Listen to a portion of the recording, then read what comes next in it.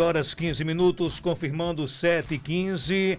Olha, o nosso rosto, ele é repleto de músculos. São eles os responsáveis por nossas expressões faciais de alegria, tensão, medo e por movimentos como piscar, bocejar e também sorrir. Diante de uma paralisia facial, porém, essas reações podem ser prejudicadas. Mas aqui é assunto para Dr. Marcos Galvão, médico otorrino da Clínica São José. Doutor Marcos, seja bem-vindo aqui ao nosso Panorama 95, bom dia. Bom dia, rapaz, até me emocionei com essa introdução de Marcos. Você gostou? Ficou eloquente, viu? Ficou Ctrl+C e bacana. Ctrl+V. Bom dia, pessoal que está ouvindo. Vamos falar aqui sobre a paralisia facial, que a gente aqui da região chama mais de derrame, né? O derrame facial.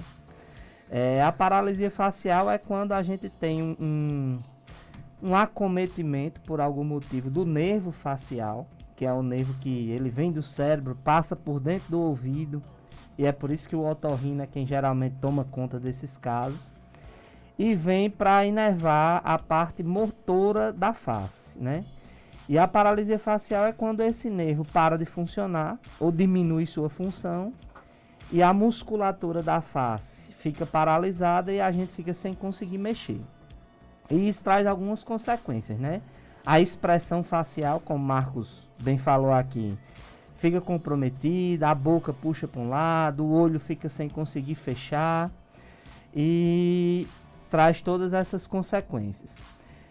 A maioria dos casos de paralisia a gente não consegue definir uma causa, né? Fica conhecido como paralisia idiopática. Idiopática é o nome que a gente usa quando a gente não sabe o que foi que causou o problema, chamada também como paralisia de Bell, que foi quem primeiro descreveu a doença e o problema. Mas sempre deve ser investigado extensamente, porque tem desde causas simples, como a idiopática, que ninguém sabe o que foi que provocou, como causas mais graves, como tumores, AVCs e por aí vai. Então, quer dizer que o derrame facial, ele pode vir do AVC? Pode.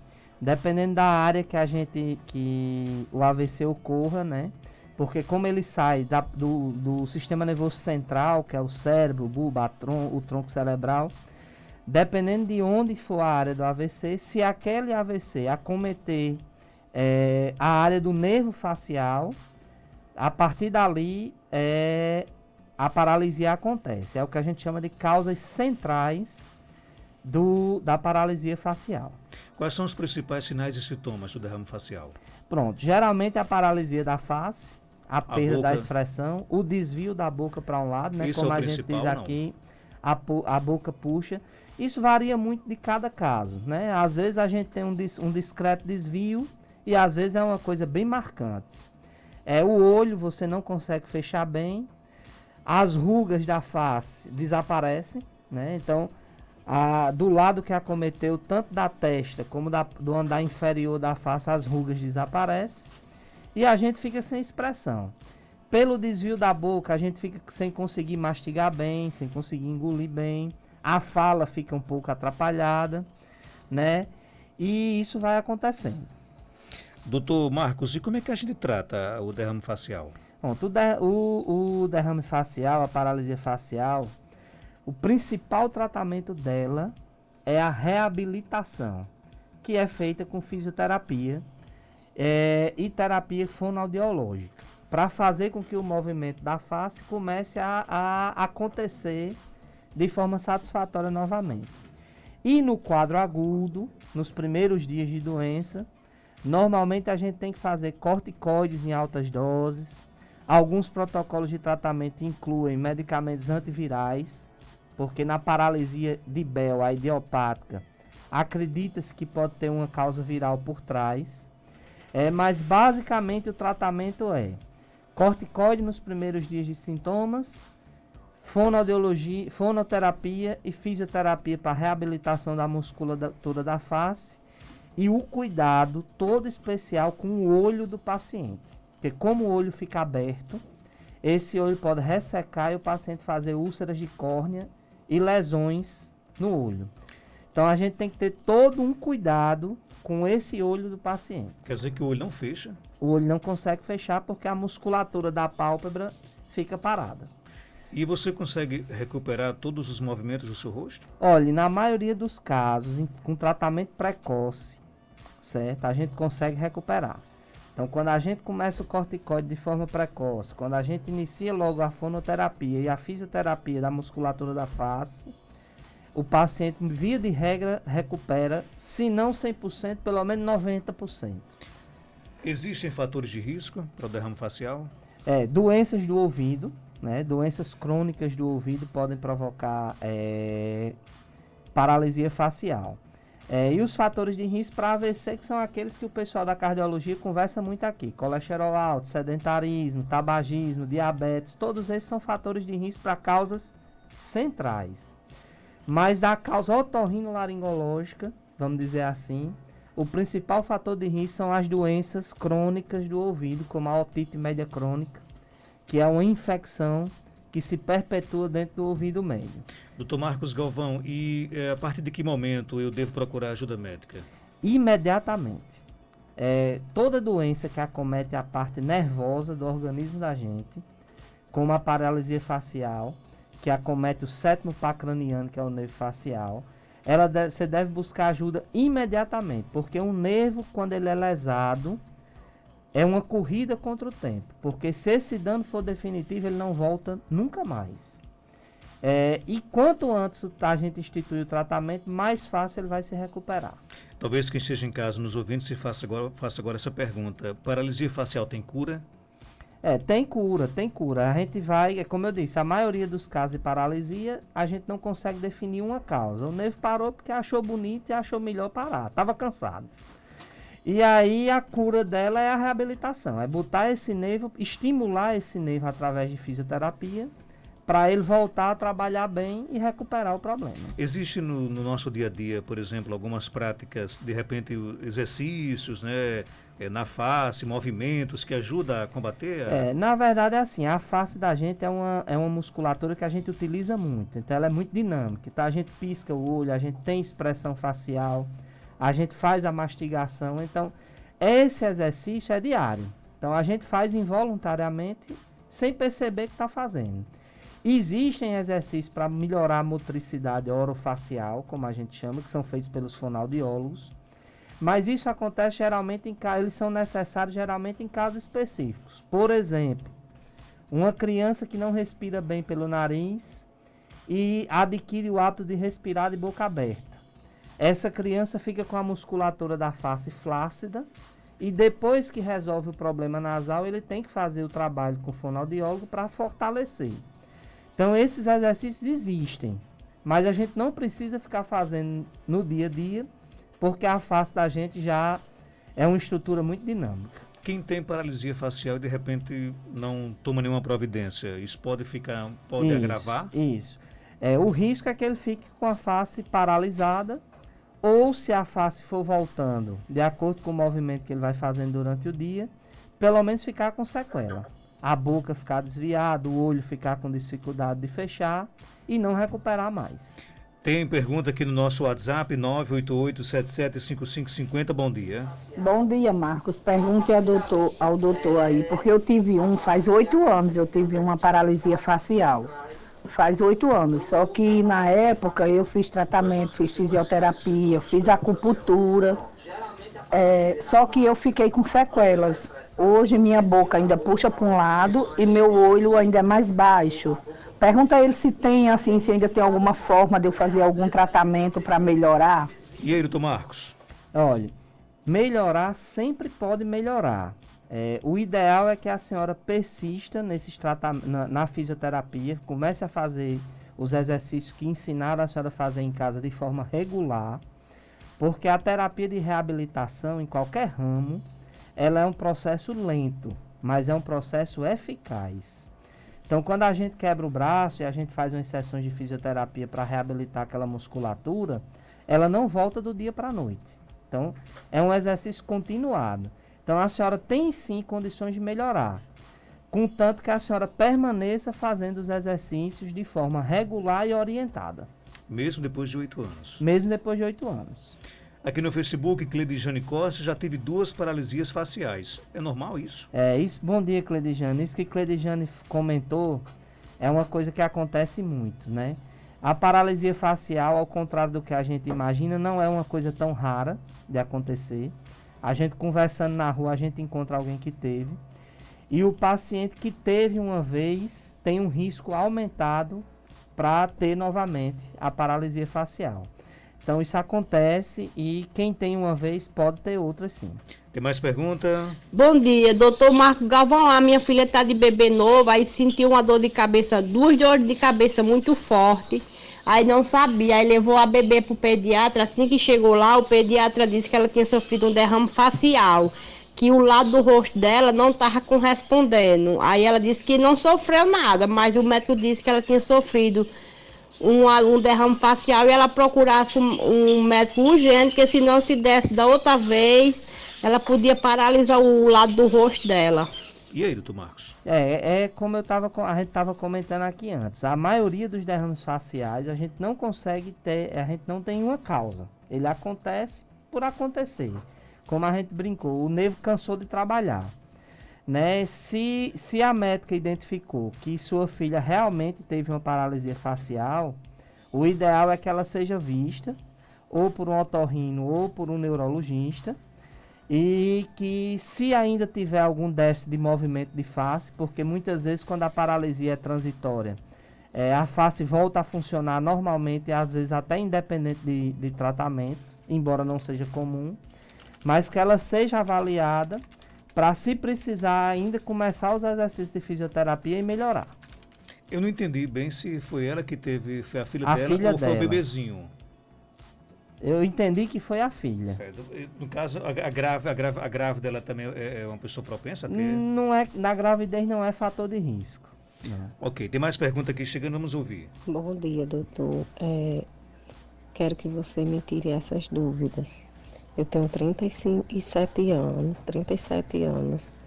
Tenho muitas dores de cabeça. Já fiz tomografia, não deu nada. E ela é bem assim no meio da cabeça e desce pro caroço dos olhos.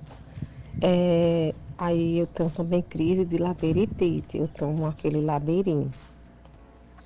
Então, assim, no meu período da menstruação, eu sinto bem pior. Eu fico acamada mesmo.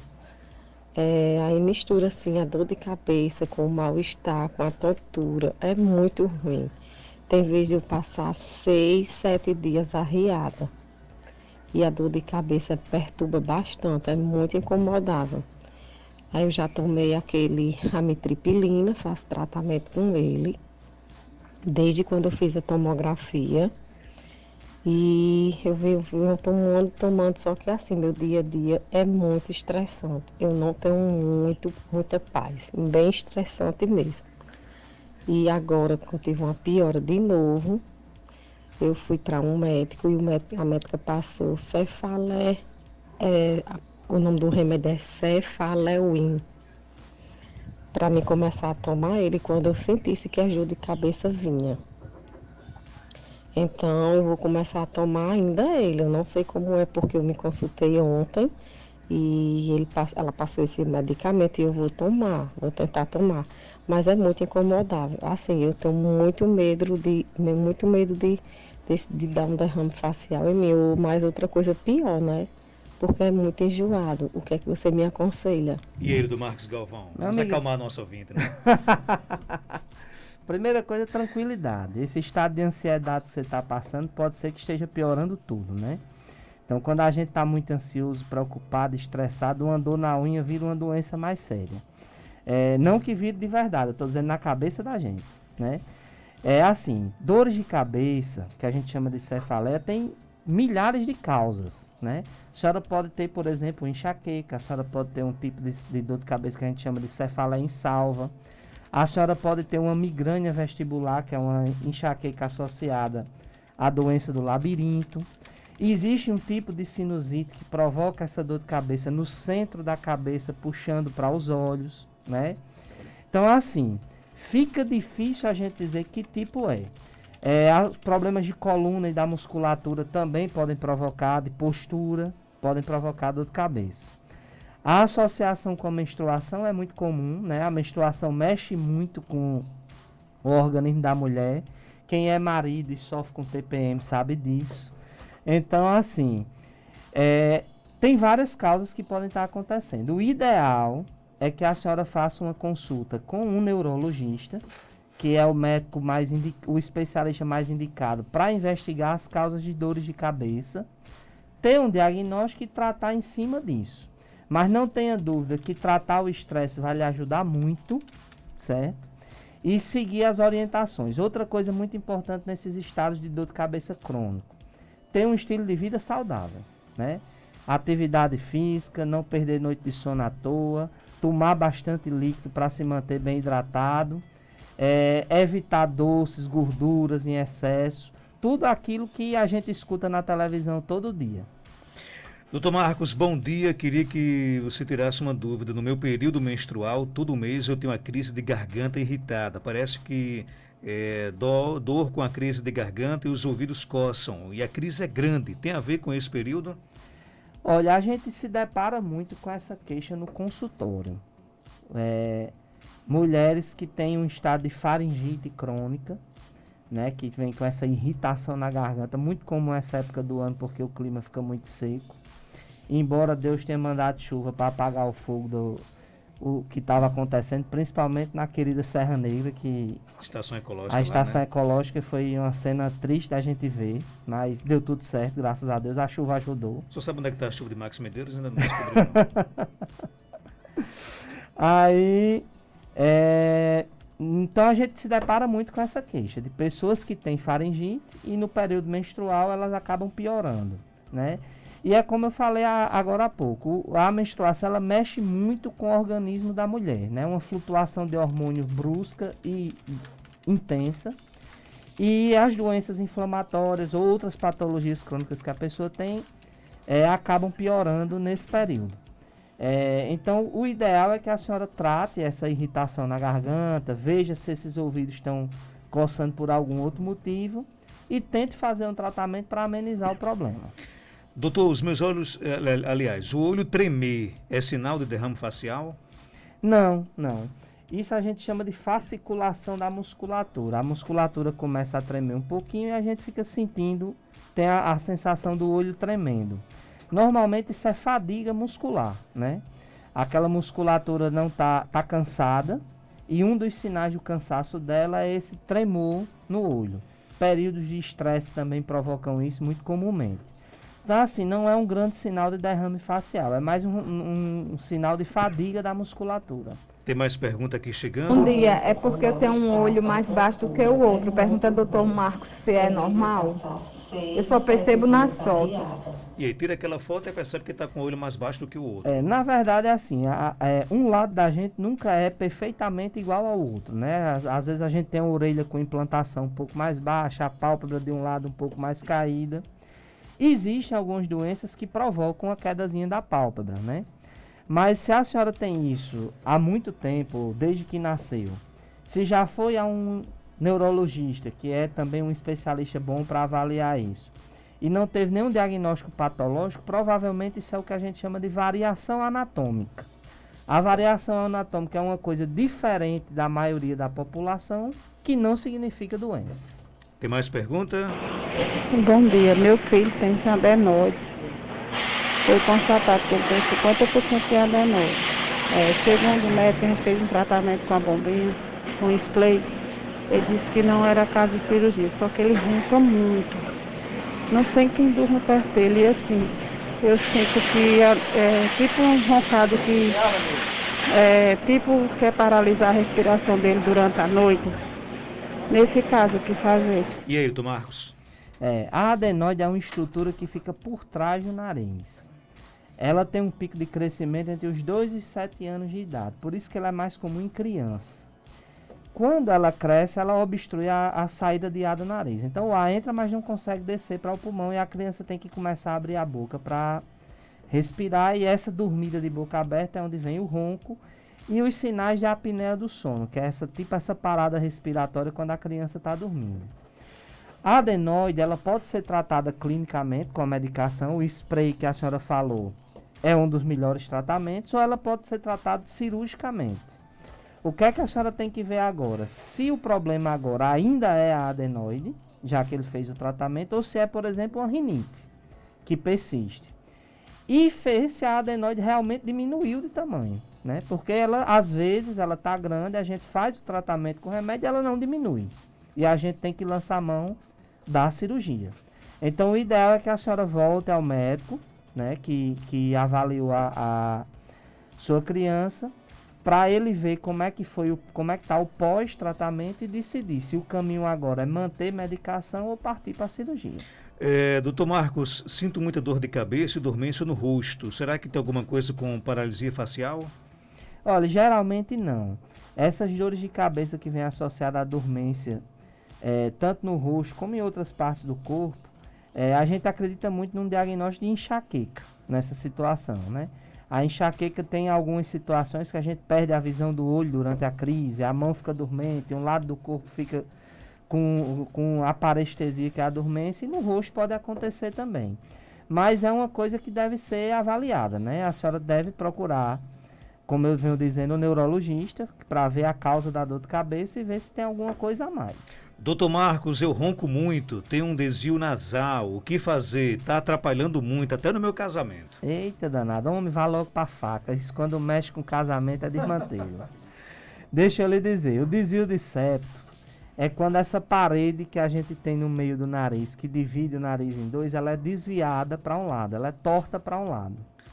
E esse grau de desvio pode ser um grau importante que causa obstrução do nariz. E a gente se obriga a dormir de boca aberta à noite e vem o ronco e todos aqueles problemas que a mulher gosta de reclamar.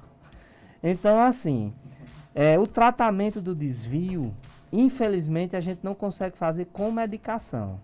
Há casos, principalmente quando ele está desenvolvendo sintomas de apneia do sono, que tem que operar. É igual um pedreiro que constrói uma parede torta. Ou ele bota no chão e levanta de novo, ou ela fica torta. Então, assim, o ideal é o senhor fazer uma avaliação, ver o grau de impacto que esse desvio está causando na sua qualidade de vida e ver a indicação de resolver com a cirurgia. Ok, tem mais perguntas? Marcos, bom dia, doutor. Gostaria de saber, eu fui aplicar o gel nas minhas mãos, caiu dentro de um olho. De lá pra cá eu sinto que o olho fica seco e ele fica com vermelhidão todos os dias. O que é que eu faço? As artimanhas do gel, né? Nessa época de pandemia, né? Amigão, primeira coisa que você deve fazer é correr pro oftalmologista. Porque assim, o álcool gel no olho, ele pode ter lesado seu olho, né? Você pode ter causado um ferimento no olho, que a gente chama de úlcera. E seu olho pode estar sentindo as consequências disso. E se for uma coisa que você for empurrando para a barriga e não procurar um atendimento rápido, você corre o risco de ter um dano maior no olho e ficar com a visão comprometida. Então procure um oftalmologista, que na cidade só tem caba bom. É normal ficar sem olfato por rinite? E quanto tempo? Olha, um dos grandes sinais de rinite é a diminuição do olfato, certo? Então é comum, quem tem rinite crônica geralmente sofre. Quem tem rinite inventa de usar o descongestionante nasal, que é aqueles amaldiçoados que vende na farmácia para desentupir o nariz. Ele também pode causar uma lesão nos receptores do olfato e a gente tem uma perda de olfato. Agora a gente tem que ter muito cuidado com isso agora, no que a gente está vivendo, né? Porque tem muito paciente que tem rinite, tem a perda de olfato repentina e fica em casa acreditando que é da rinite e não se lembra que o coronavírus e o Covid-19 provocam isso. Então, perda de olfato crônica, vem se arrastando há muito tempo sem ser uma perda total, pode ser rinite. Agora, perda repentina, total de olfato, tem tudo para ser Covid-19. Então, no caso, é procurar o serviço de saúde, né? Com certeza. Ok. O que se pode fazer para parar esse tremor no olho? Pense numa pergunta difícil, mas assim, como o tremor é uma situação que a gente acredita que seja fadiga da musculatura, é porque essa musculatura ela está sendo cansada, vamos dizer assim. O que é que está associado a isso? Período de estresse, perda de sono, correria do dia a dia, falta de atividade física, tudo aquilo que a gente comentou anteriormente. Então, o que é que você deve fazer? Reprogramar a sua vida. Ver o que é que está errado, né, que está causando essa fadiga, tentar corrigir. E o principal, atividade física, para condicionar essa musculatura e ela poder trabalhar bem normalmente. Atividade física tem alguma preferencial ou não? Não, aí, na minha opinião, depende do gosto de cada um. Se você me botar na academia, por exemplo, eu vou achar ruim, mas se me botar para jogar uma partida de futebol de salão, se eu ainda aguentar jogar... Joga futebol também? Joguei um bocado. Em que posição? Hoje o peso não adianta mais, não. Você jogava em que posição? No meu tempo a gente chamava de ala e pivô. Geraldinho joga na posição de teimoso, né? Craque especialista. Geraldinho era craque, não sei você. Dr. Marcos Galvão, além de artilheiro de futsal, né? Ele é médico otorrino, está na Clínica São José, na Rua Terezinha Leite, 1883, bairro Penedo, aqui na cidade de Caicó. Telefone de contato 99992-2923. Doutor Marcos, obrigado pela sua participação. Uma alegria ter você no programa aqui. Só um adendo quanto ao futebol de salão. Doutor Anderson Sérgio, ortopedista, quando tiver aqui, ele confirma. Fomos campeões na universidade de futebol de salão do curso de medicina, com muita glória. Paulinho já levantou o braço ali, quer dizer alguma coisa. Fui campeão na UFRN pelo curso de contábil de campo. Aqui só tem craque. Aqui só tem atleta, ex-atleta. O problema é que nós ficamos distantes dos grandes centros. Pois é, né? Flamenguista também, doutor? Não. Rapaz, não sofro desse mal, não. Quando o doutor Anderson estiver aqui, eu vou... doutor Anderson é palmeirense, Aquele né? é craque, joga muita bola e é um goleiro de primeira linha. Tá, ok, então. O time de futsal da Clínica São José. São 7h42, confirmando 7h42.